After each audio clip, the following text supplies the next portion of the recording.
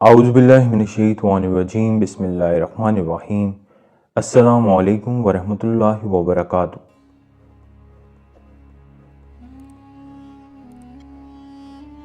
دوستو، کفار قریش میں سے کچھ افراد ایسے بھی تھے جنہوں نے باقاعدہ رسول کریم صلی اللہ علیہ وآلہ وسلم کو تکلیف دینے اور آپ کے ساتھ استہزاء کرنے کا معمول بنا رکھا تھا، مگر وہ پیکر حلم صبر کرتے اور ان کی برائیوں کا بدلہ اچھائی سے دیتے۔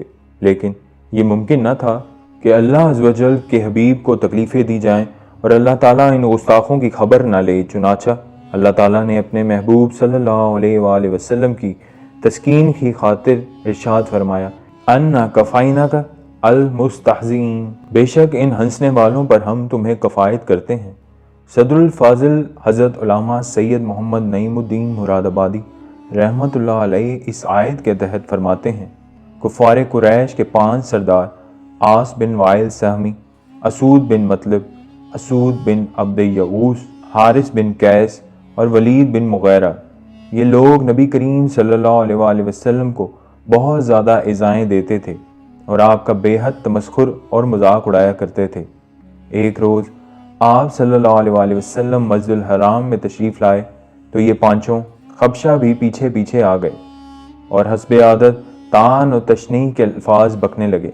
اسی حال میں حضرت جبرائیل علیہ السلام آپ صلی اللہ علیہ وآلہ وسلم کی خدمت میں پہنچے اور انہوں نے ولید بن مغیرہ کی پنڈلی کی طرف اور عاص بن وائل سہمی کے پاؤں کے تلوے کی طرف اور اسود بن مطلب کی آنکھوں کی طرف اور اسود بن یغوث کے پیٹ کی طرف اور حارث بن قیس کے سر کی طرف اشارہ فرمایا اور یہ کہا کہ میں ان لوگوں کے شر کو دفع کروں گا۔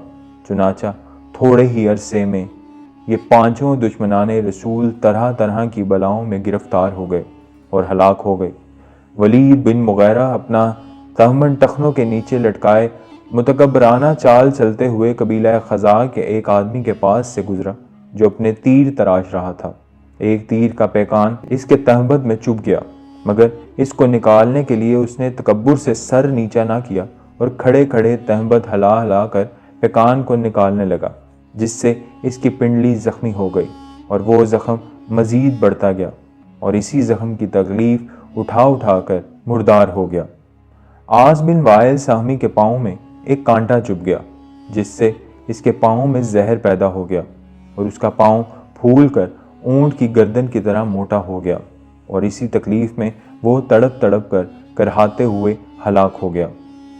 اسود بن مطلب کی آنکھوں میں ایسا درد اٹھا کہ وہ اندھا ہو گیا اور درد کی شدت سے وہ بے قراری میں اپنا سر دیوار سے بار بار ٹکراتا تھا اور اسی طرح درد کی وجہ سے کرب کی بے چینی میں وہ مر گیا اور یہ کہتا ہوا مرا کہ مجھے محمد صلی اللہ علیہ وآلہ وسلم نے قتل کیا ہے۔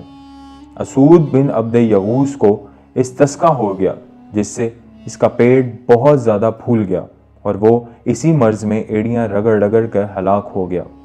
حارث بن قیس کی ناک سے خون اور پیپ بہنے لگا اور وہ اسی میں مر کر ہلاک ہو گیا۔ اس طرح یہ پانچوں گستاخان رسول بہت جلد بڑی بڑی تکلیفیں اٹھا کر ہلاک ہو گئے۔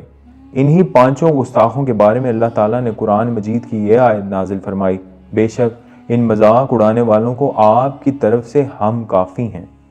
جو اللہ کے ساتھ دوسرا معبود ٹھہراتے ہیں تو بہت جلد یہ لوگ جان لیں گے کہ ان کا انجام کیا ہوا۔ گستاخان رسول تباہ و برباد ہوتے رہے، شمع عشق مصطفیٰ صلی اللہ علیہ وآلہ وسلم جلتی رہی اور اسلام غالب آتا رہا۔ یوں اسلام کی شان و شوکت اور عظمت کا چرچا عرب کے باہر بھی ہونے لگا تھا۔ عام لوگوں کے ساتھ ساتھ مختلف قبائل کے سردار بھی گروہ در گروہ اسلام کی دعوت پر لبیک کہتے ہوئے مدینہ منورہ میں حاضر ہو رہے تھے، مگر کچھ لوگ ایسے بھی تھے جو ابھی تک اسلام کی حقانیت اور بالادستی کو قبول کرنے کے لیے تیار نہ تھے۔ انہی لوگوں میں عامر بن طفیل اور عرب بن قیس 2 عیار بدماش تھے۔ ایک دفعہ ان دونوں نے مل کے آپ صلی اللہ علیہ وآلہ وسلم پر قاتلانہ حملے کا منصوبہ بنایا۔ طے یہ پایا کہ دونوں مدینہ میں آپ صلی اللہ علیہ وآلہ وسلم کی خدمت میں حاضر ہوں، پھر عامر آپ صلی اللہ علیہ وآلہ وسلم کو باتوں میں لگا لے اور اربد تلوار کے ایک ہی وار سے آپ صلی اللہ علیہ وآلہ وسلم کو شہید کر دے، معاذ اللہ۔ چنانچہ عامر آپ صلی اللہ علیہ وآلہ وسلم سے باتوں میں مصروف ہو گیا، مگر اربد وہیں کا وہیں کھڑا رہا۔ کافی انتظار کے بعد بھی جب اربد نے اپنے حصے کے کام کا کوئی ارادہ ظاہر نہ کیا تو عامر سخت مایوس ہوا۔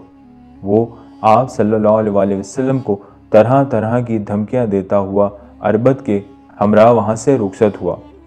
راستے میں عامر نے اربد سے کہا، با خدا تم تو بہت بے حد بزدل ہو، مجھے سمجھ نہیں آتا کہ تم نے آپ صلی اللہ علیہ وآلہ وسلم پر وار کیوں نہیں کیا، بس آج سے میرا تم سے کوئی واسطہ نہ ہوگا۔ یہ سن کر اربد بولا، ارے بھائی میری بات بھی تو سنو، میں جب بھی حملے کی نیت سے آگے بڑھتا مجھے صرف تم نظر آتے تھے، آپ صلی اللہ علیہ وآلہ وسلم تو بالکل دکھائی ہی نہ دیتے تھے، اب بولو کیا میں تمہیں ہی مار ڈالتا؟ دونوں باتیں کرتے کرتے اپنے گاؤں کی طرف چلتے گئے۔ اللہ کی شان دیکھیں کہ راستے میں آرام کی غرض سے سلویلیہ نامی ایک عورت کے خیمے میں ٹھہرا جو اس کی قوم سے تعلق رکھتی تھی۔ وہ ایک فاحشہ عورت تھی جسے لوگ اچھی نظر سے نہیں دیکھتے تھے۔ عامر کو سفر کی تھکان اتارنے کے لیے کوئی مناسب جگہ نہیں ملی تھی، اس لیے وہ مجبوراً سلویلیہ کے ہاں جا اترا اور اس کے خیمے میں پڑ کر سو رہا۔ اسی اثناء میں عامر کی گردن میں ایک گلٹی نکل آئی۔ ایسی گلٹی عموماً اونٹ کی گردن پر ظاہر ہوتی اور اسے موت کے گھاٹ اتار دیتی۔ گلٹی دیکھ کر عامر گھبرایا اور بے حد پریشان ہوا۔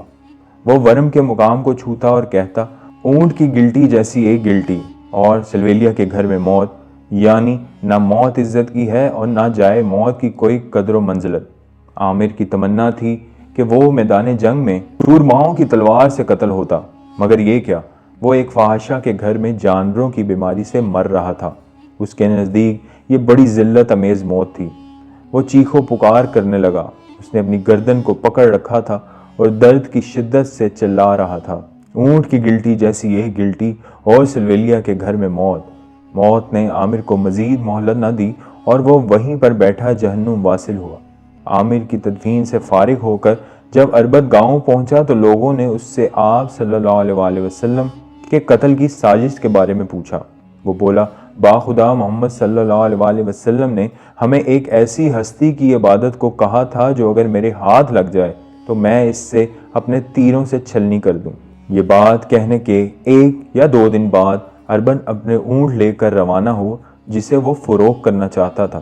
اللہ تعالیٰ نے اس پر اور اس کے اونٹ پر بجلی گرا دی جس نے ان دونوں کو بھسم کر ڈالا۔